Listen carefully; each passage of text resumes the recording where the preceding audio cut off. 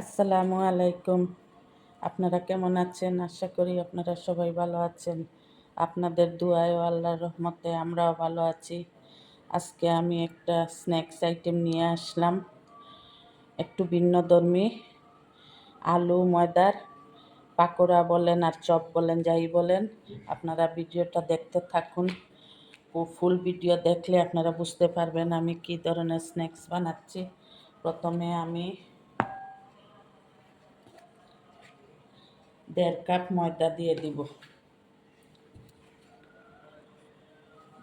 এর মধ্যে অল্প লবণ, 1 চিমটি কালো জিরা, শুকনো উপকরণ ভালো করে মেখে নিব। তারপর আমি তেল দিব, রেগুলার রান্নার তেল।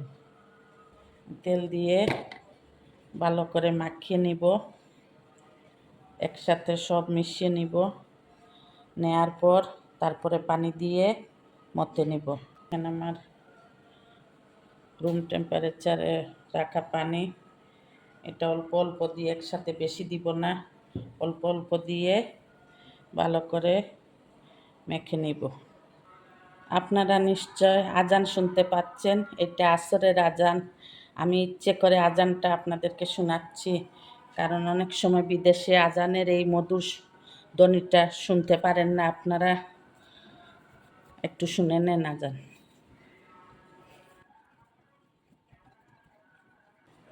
আমার ময়দা মাখানো হয়ে গিয়েছে, আমি ময়দা মেখে নিয়েছি। এখন 10 মিনিটের জন্য রেস্টে রেখে দিব।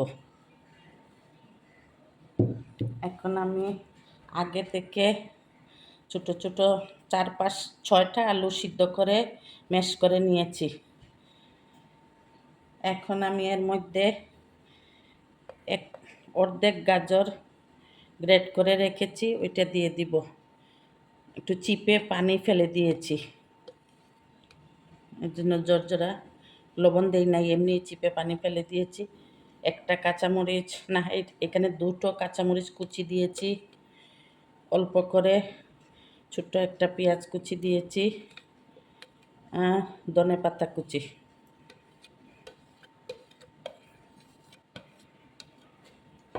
এখন আমি ময়দা মাখানোতে লবণ আছে, এখন আমি আন্দাজ করে একটু লবণ দিয়ে দিব আর চাট মশলা দিব। চাট মশলা আমি 1/2 চামচ দিয়ে দিব আর একটু চিলি ফ্লেক্স দিব।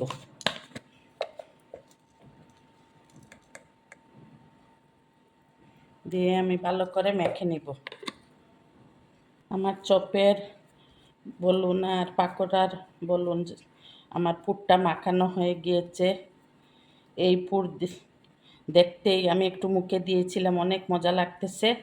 এখন আমি আপনাদেরকে রুটি বেলে কিভাবে পাকোড়া বানাবো, কি চপ বানাবো আপনাদেরকে দেখাচ্ছি। আপনারা লাইফস্টাইল উইথ বউ শাশুড়ির সাথে থাকবেন। যদি ফেসবুক পেজ থেকে দেখে থাকেন তাহলে লাইক ও শেয়ার করবেন এবং ফলো দিয়ে আমাদের পাশে থাকবেন। আর যদি ইউটিউব চ্যানেল থেকে দেখে থাকেন তাহলে সাবস্ক্রাইব করে দিবেন। আমি 1.5 কাপ ময়দা দিয়ে 3টা রুটি বেলবো। আমি একটু লম্বাটে করে রুটি বেলে নিয়েছি। এখন এই যে পুর বানিয়ে রেখেছি, এই পুর সারা রুটির মধ্যে এরকম চেপে চেপে দিয়ে দিব। আমি পুরো রুটির মধ্যে চেপে চেপে পুর দিয়ে দিয়েছি। এখন দেখেন আমি কিভাবে এটারে এইভাবে ঘুরিয়ে ঘুরিয়ে আমি এটারে রোল করে নিব।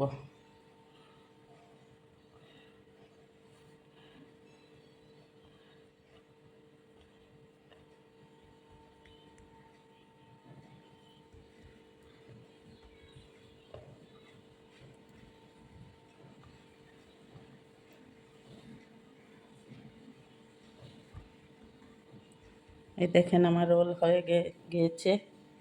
এখন আমি এইভাবে সবগুলো কেটে নিব।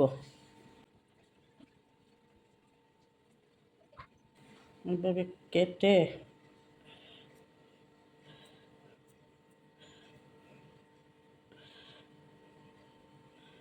এইভাবে করে নিব।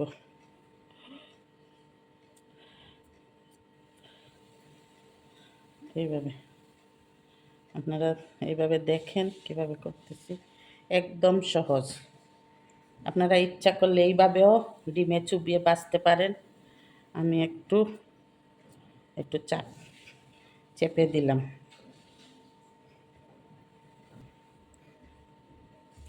এইভাবে সবগুলা করে নেব। এই দেখেন,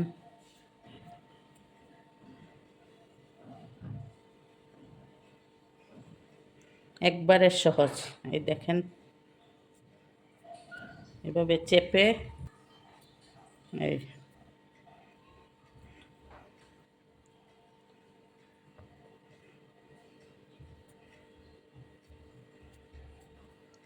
এইভাবে আমি বাকি রুটিগুলো বেলে নিয়ে বানিয়ে নিব সবগুলো।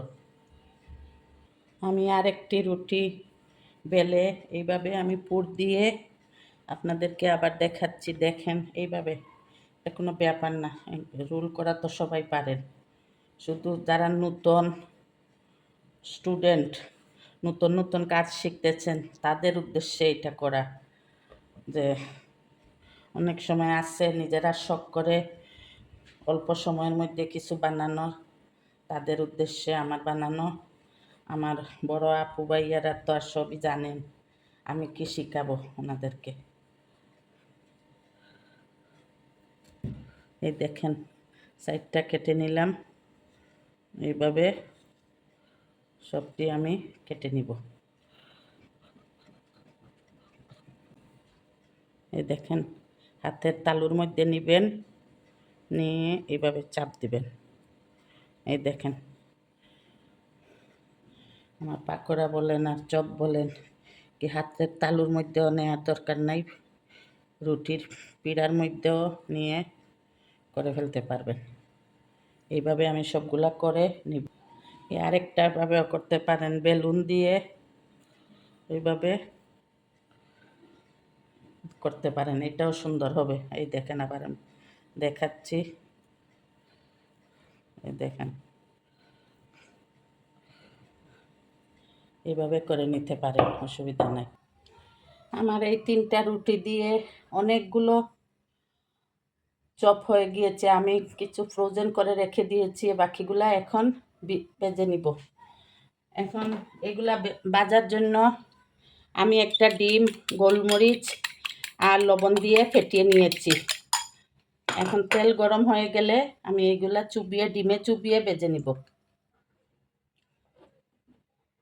চুলার আগুন আমি লতে রেখে এগুলা ডিমে চুবিয়ে তেলে দিয়ে দিচ্ছি।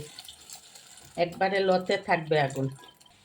এই দেখেন, আমার আলু ময়দার পাকোড়া বা চপ, যেটাই বলেন, আপনারা একবার বানিয়ে খেয়ে দেখবেন, অনেক ভালো লাগে। আমি তো সব সময় বানাই, আজকে ভাবলাম আপনাদের সাথে শেয়ার করি। আপনারা বানিয়ে খেয়ে দেখবেন, অনেক মজা লাগে খেতে। 2 ধরনের সবজিও গেল, আলুও গেল, গাজরও গেল একসাথে। তারপরে আপনারা বানিয়ে খাবেন, আশা করি ভালো লাগবে। লাইফস্টাইল উইথ বউ শাশুড়ির পাশে থাকবেন, আমাদের জন্য দোয়া করবেন। আল্লাহ হাফেজ। আসসালামু আলাইকুম ওয়া রাহমাতুল্লাহি ওয়া বারাকাতুহু।